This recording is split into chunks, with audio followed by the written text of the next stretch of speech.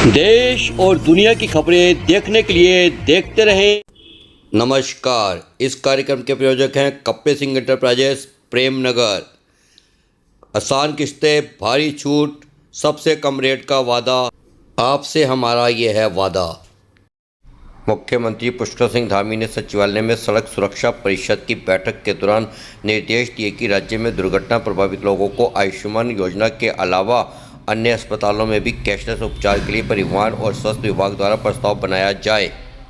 सड़क दुर्घटनाओं को कम करने के लिए उन्होंने प्रभावी प्रयास करने के निर्देश अधिकारियों को दिए।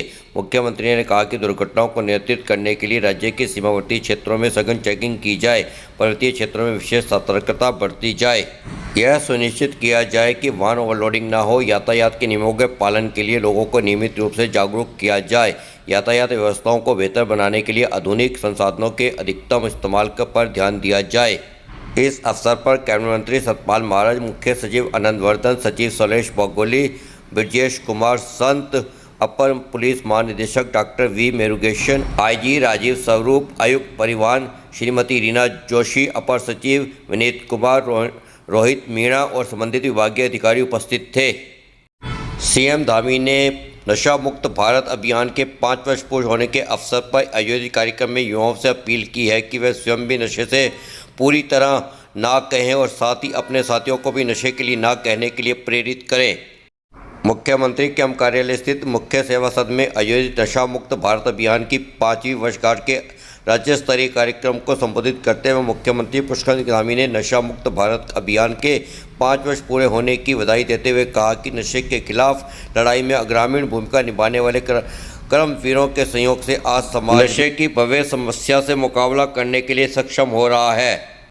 उन्होंने कहा कि नशा केवल एक बुरी आदत ही नहीं बल्कि समाज को भीतर से खोखला करने वाली एक भव्य चुनौती भी है। यह घातक प्रवृत्ति व्यक्ति की चेतना, विवेक और निर्णय लेने की क्षमता को नष्ट करके उसके पूरे भविष्य को विनाश की ओर ले जाती है। मुख्यमंत्री धामी ने कहा कि प्रधानमंत्री जी की प्रेरणा से राज्य सरकार भी नशे के विरुद्ध इस महाअभियान के अंतर्गत ड्रग्स फ्री उत्तराखंड के संकल्प को साकार करने के लिए पूर्ण प्रतिबद्धता के साथ मिशन मोड पर कार्य कर रही है।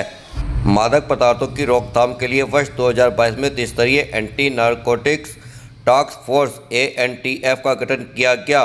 फोर्स ने बीते 3 वर्षों में 6000 से अधिक आरोपियों को गिरफ्तार करते हुए 200 करोड़ रुपए से अधिक के नारकोटिक्स पदार्थ के बरामद भी किए।